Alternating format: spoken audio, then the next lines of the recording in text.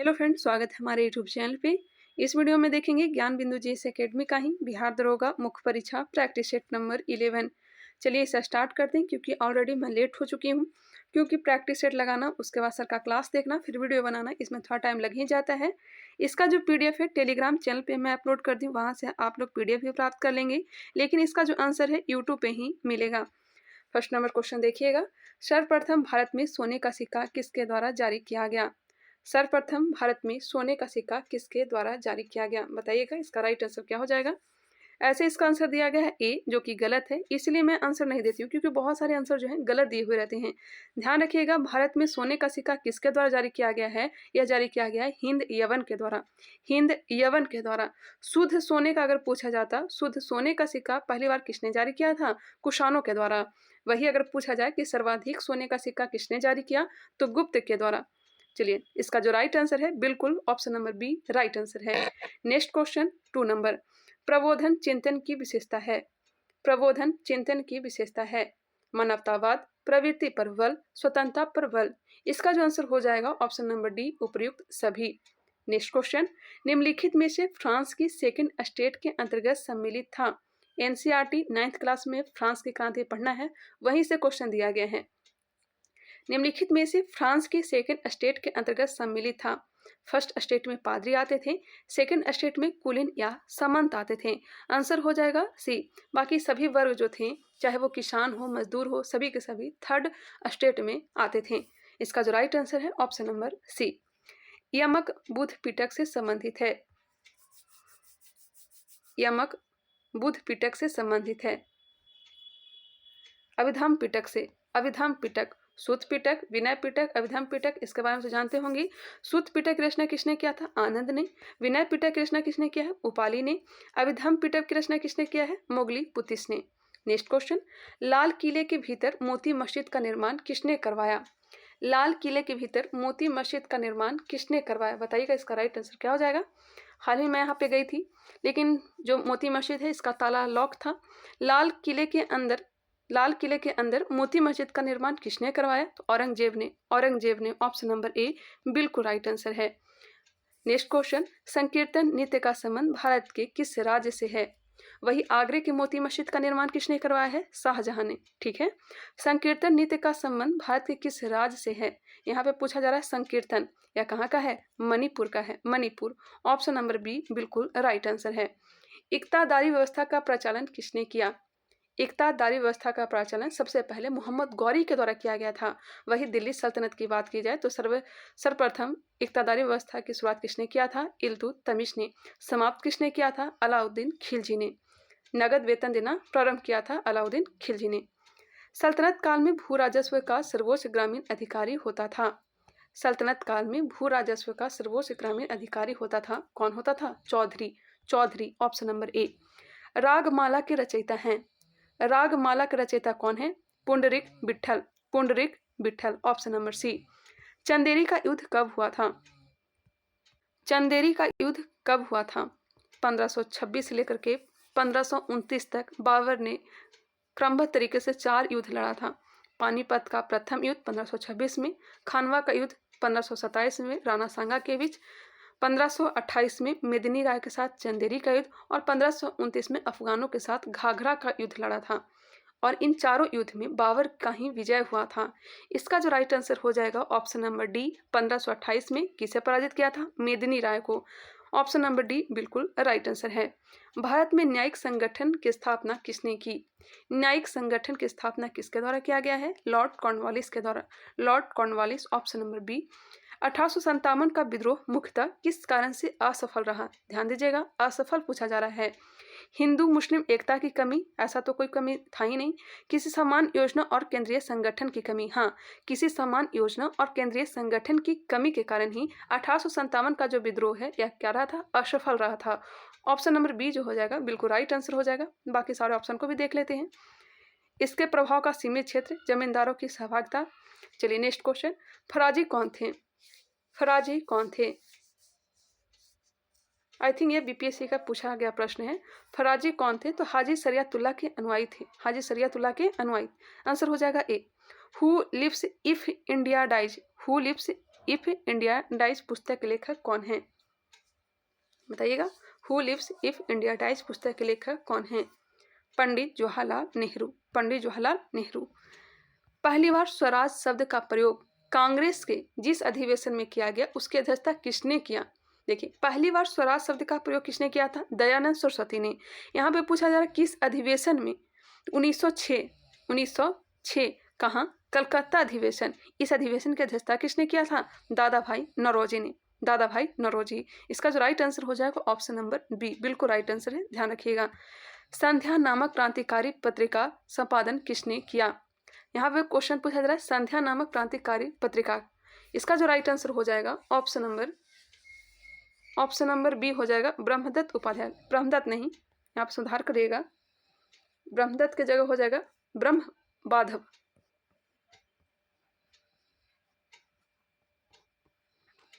ब्रह्मबाधव उपाध्याय।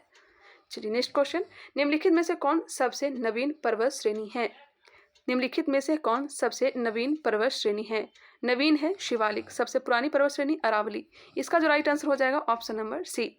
निम्नलिखित में से कौन सी नदी गोदावरी की सहायक नदी नहीं है? नहीं पूछा गया है। कौन सी नदी गोदावरी की सहायक नदी नहीं है? गोदावरी की सहायक नदी नहीं है। मंजिरा, पेनगंगा, वेनगंगा, शबरी, यह सब गोदावरी की सहायक नदी है। इंद्रावती, फिर एक और नदी है वर्धा, यह सब गोदावरी की सहायक नदी है। मंजिरा, इंद्रावती, वैनगंगा, पेनगंगा, सबरी, यह सब गोदावरी की सहायक नदी है। वही मालप्रभा, भीमा, मुसी, तुंगभद्रा, यह सब कृष्णा नदी की सहायक नदी है। आंसर हो जाएगा ए। निम्नलिखित में से किस झील का उद्गार ज्वालामुखी से हुआ है? क्रेटर निर्मित झील कौन सा है? तो यह है लोनार झील। है कहाँ? तो यह हो जाएगा महाराष्ट्र में। डल झील कहाँ है? तो जम्मू कश्मीर में। सातताल झील उत्तराखंड में है। चोलामो झील यह कहाँ है? तो यह सिक्किम में है। और सर्वाधिक ऊंचाई पर स्थित झील जो है यह चोलामो झील ही है। इसका जो राइट आंसर है ऑप्शन नंबर सी। निम्नलिखित में से किस मिट्टी को हाली कपास मिट्टी के नाम से जाना जाता है? निम्नलिखित में से किस मिट्टी को हाली कपास मिट्टी के नाम से जाना जाता है? काली मिट्टी को। आंसर हो जाएगा ए। निम्नलिखित में से कौन सुमेलित नहीं है? हरित क्रांति खाद्यान्न उत्पादन, बिल्कुल। श्वेत क्रांति दूध उत्पादन, काली क्रांति कोयला उत्पादन। काली क्रांति कोयला उत्पादन। काली क्रांति या फिर कृष्ण क्रांति पेट्रोलियम उत्पादन से संबंधित है, ना कि कोयला उत्पादन से। आंसर सी हो जाएगा। पीली क्रांति तिलहन उत्पादन। नेक्स्ट है जादूगोड़ा किस खनिज के लिए प्रसिद्ध है? जादूगोड़ा किस खनिज के लिए प्रसिद्ध है? यूरेनियम उत्पादन। यूरेनियम उत्पादन। भारत का सर्वाधिक गहराई वाला बंदरगाह है। देखिए, सर्वाधिक गहराई वाला जो बंदरगाह है ना, यह विशाखापत्तनम है। कौन सा है? विशाखापत्तनम। अगर ऑप्शन में देखा जाए तो सबसे गहरा बंदरगाह कौन सा है? तो हो जाएगा पारादीप। ऑप्शन के अकॉर्डिंग पारादीप। ऐसे ध्यान रखिएगा, विशाखापत्तनम सर्वाधिक गहराई वाला बंदरगाह है। क्वेश्चन नंबर 24, निम्नलिखित में से किस देश की राजधानी नौकचोट है? किस देश की राजधानी नौकचोट है? नौकचोट मारितानिया की राजधानी। मारितानिया की राजधानी क्या है? नौकचोट। मारितानिया की राजधानी नौकचोट। कैमरून की राजधानी कहाँ है? कैमरून की राजधानी योआंडे। योआंडे। मालागासी की राजधानी कहाँ है? अतान नरीबो। थोड़ा नाम टेढ़ा है। अंतान नरीबो। बेनिन की राजधानी कहाँ है? Porto Novo. Porto Novo. Aral सागर से निम्नलिखित में से किस देश की सीमा संलग्न है? अरल सागर से किस देश की सीमा संलग्न है? कजाकिस्तान और उज्बेकिस्तान का। कजाकिस्तान और उज्बेकिस्तान का। पोनेटी किस देश के स्थानीय शीतल पवने हैं? यहाँ पे सुधार करिएगा, पोनेटी नहीं होगा, पैम्पेरो होगा। क्या होगा? पैम्पेरो। पैम्पेरो। पैम्पेरो किस देश के स्थानीय शीतल पवन है? इसका जो आंसर हो जाएगा ऑप्शन नंबर सी, अर्जेंटीना। बिहार का पुराना उद्योग है। बिहार का सबसे पुराना उद्योग कौन सा है? क्या हो जाएगा? चीनी उद्योग। सारण जिले में, सारण के मढ़ौरा में 1904 में इसकी स्थापना किया गया था। आंसर हो जाएगा ए। त्रिवेणी नहर में किस नदी से पानी आता है? त्रिवेणी नहर गंडक से। सबौर कृषि विश्वविद्यालय बिहार के किस जिले में अवस्थित है? सबौर कृषि विश्वविद्यालय बिहार के किस जिले में अवस्थित है? भागलपुर में। निम्नलिखित में से किस पंचवर्षीय योजना का थीम मानव संसाधन का विकास था? मानव संसाधन का विकास 8वीं पंचवर्षीय योजना। नेक्स्ट है मानव विकास पूंजी सूचकांक रिपोर्ट किसके द्वारा जारी किया जाता है? यहाँ पे गौर करिएगा क्वेश्चन पे, मानव विकास पूंजी सूचकांक पूछा जा रहा है। मानव विकास पूंजी सूचकांक किसके द्वारा जारी किया जाता है? वर्ल्ड बैंक के द्वारा। यहाँ पे थोड़ा ध्यान दीजिएगा, यहाँ पे क्वेश्चन रहता मानव विकास सूचकांक, मानव विकास सूचकांक, पूंजी को अगर हटा दे, मानव विकास सूचकांक या किसके द्वारा जारी किया जाता है? UNDP के द्वारा जारी किया जाता है। वही मानव पूंजी सूचकांक किसके द्वारा जारी किया जाता है? या जारी किया जाता है WEF के द्वारा। तीनों अलग क्वेश्चन है, फिर से एक बार सुनिएगा। मानव विकास पूंजी सूचकांक, मानव विकास पूंजी सूचकांक किसके द्वारा? वर्ल्ड बैंक के द्वारा। मानव विकास सूचकांक UNDP के द्वारा। मानव पूंजी सूचकांक या जारी किया जाता है WEF के द्वारा। ठीक है, समझ गए होंगे। क्वेश्चन नंबर 32, जवाहर रोजगार योजना की शुरुआत कब किया गया? देखिए, जवाहर रोजगार योजना की जो शुरुआत की गई है ना 1989 में, 1989। इससे तारापोर समिति संबंधित है। तारापोर समिति का संबंध किससे है?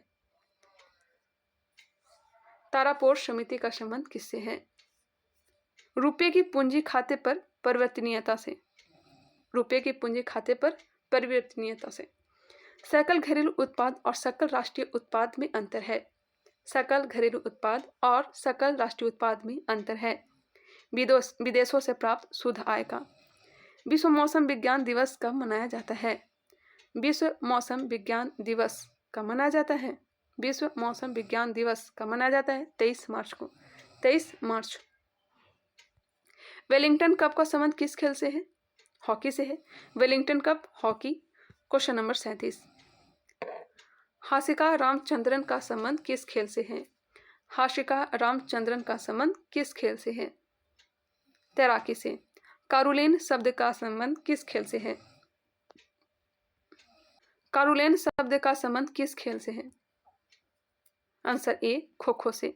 हाल ही में मोहन यादव किस राज्य के मुख्यमंत्री बने हैं? मोहन यादव, मामा को हटाकर मोहन यादव को मध्य प्रदेश के मुख्यमंत्री बना दिया गया है। विश्व जनसंख्या दिवस 2023 किस थीम के साथ मनाया जाता है? विश्व जनसंख्या दिवस 2023 का थीम, विश्व जनसंख्या दिवस मनाया कब जाता है? 11 जुलाई को। इसका थीम क्या है? Unleashing the power of gender equality. निम्नलिखित में से कौन यूनेस्को की विश्व विरासत सूची में शामिल नहीं है? यूनेस्को की विश्व विरासत सूची में शामिल नहीं है। नालंदा विश्वविद्यालय शामिल है, रानी की बावड़ी भी शामिल है, आगरा का किला। ये भी बताइएगा, नालंदा विश्वविद्यालय यूनेस्को में कब शामिल हुआ था? कब शामिल हुआ था? 2016 में हुआ था। 2016 में यूनेस्को में शामिल किया गया था। रानी की बावड़ी को कब शामिल किया गया था? 2014 में। और आगरा के किला को शामिल किया गया। आगरा का किला, जो कि लाल किले की बात हो रही है, अकबर के द्वारा निर्मित है, इसे शामिल किया गया था 1983 को, 1983 को, 1983। नेक्स्ट क्वेश्चन, भारतीय संविधान में संसदीय विशेषाधिकार किस देश के संविधान से लिया गया है? संसदीय विशेषाधिकार किस देश के संविधान से? ब्रिटेन के। संविधान की प्रस्तावना में कौन कौन से समता का उल्लेख है? प्रतिष्ठा और अवसर की समता, दो ही समता का तो उल्लेख है। 3 प्रकार के न्याय है, सामाजिक, आर्थिक और राजनीतिक न्याय। प्रतिष्ठा और अवसर की समता, आंसर हो जाएगा सी, ए और बी दोनों। सर्वप्रथम भाषाई आधार पर गठित राज्य कौन सा था? 1953 में गठित आंध्र प्रदेश, मान्यता दिया गया था 1956 में। नेक्स्ट है, मानव दुर्व्यवहार कृत्यों से संबंधित लोगों को दंडित करने के लिए संसद ने कौन सा कानून बनाया है? मानव दुर्व्यवहार कृत्यों से संबंधित लोगों को दंडित करने के लिए संसद ने कौन सा कानून बनाया है?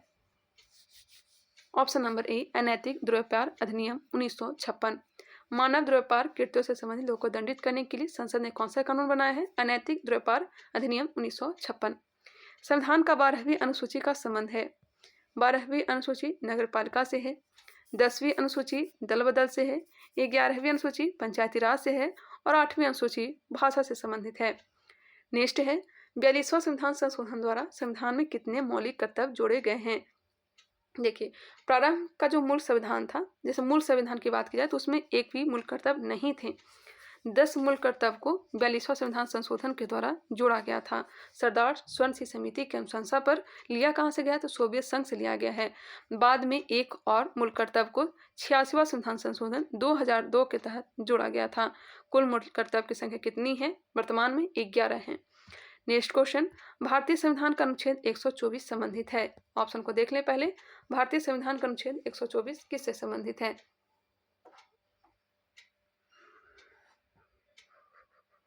आंसर हो जाएगा डी, उच्चतम न्यायालय के गठन से।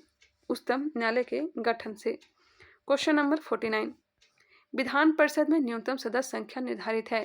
हाल ही में बिहार द्वारा पूछा गया क्वेश्चन है। विधान परिषद में न्यूनतम सदस्य संख्या निर्धारित है कितनी? 40। कितनी? 40। अल्पकालिक चर्चा का अन्य प्रसिद्ध नाम है। इसका भी आंसर गलत दिया गया है, इसलिए तो मैं आंसर नहीं देती हूँ आप लोगों को। अल्पकालिक चर्चा का अन्य प्रसिद्ध नाम है। इसका जो आंसर दिया गया है ऑप्शन नंबर ए, जो कि गलत है। इसका जो आंसर होगा ऑप्शन नंबर बी, 2 घंटे का बहस। 2 घंटे का बहस आप लोग भी देख सकते हैं यहाँ पे। 50 नंबर प्रश्न, फर्स्ट नंबर को पहले देख लीजिए। फर्स्ट का आंसर दिया गया ए, वो भी गलत था। उसका आंसर इंडो ग्रीक होगा। और 50 नंबर प्रश्न का आंसर क्या हो जाएगा? ऑप्शन नंबर ए। 50 का आंसर ए दिया गया है, जो कि गलत है। 50 का आंसर क्या हो जाएगा? ऑप्शन नंबर बी होगा। ठीक है, चलिए आगे बढ़ते हैं। 51 नंबर देखते हैं। अल्पकालिक चर्चा का अन्य प्रसिद्ध नाम क्या है? तो 2 घंटे का बहस। 2 घंटे का बहस बिल्कुल राइट आंसर है। ठीक है, दिनेश गोस्वामी समिति का संबंध है। दिनेश गोस्वामी समिति का संबंध किससे है?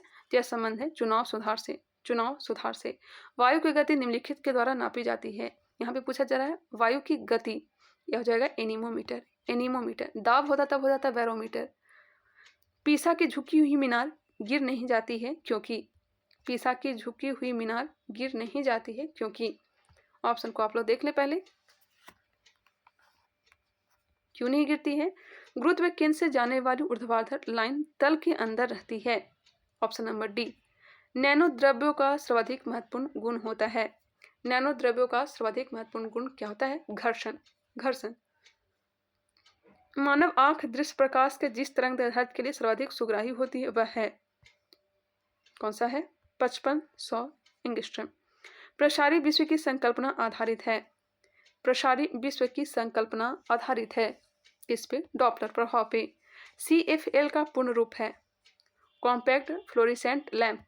Compact fluorescent lamp. Option number ए। निम्नलिखित संक्षेप रूपों में कौन सा समान रूप से अवांछित जंक ईमेल का वर्णन करता है? अवांछित जंक ईमेल का वर्णन करता है तो यह करता है spam. Spam. Option number D. निम्नलिखित में से किसमें ऋणात्मक आवेश होती है? ऋणात्मक। अल्फा में तो प्लस होगा, मतलब धनात्मक होगा। गामा में तो कोई भी आवेश होता ही नहीं।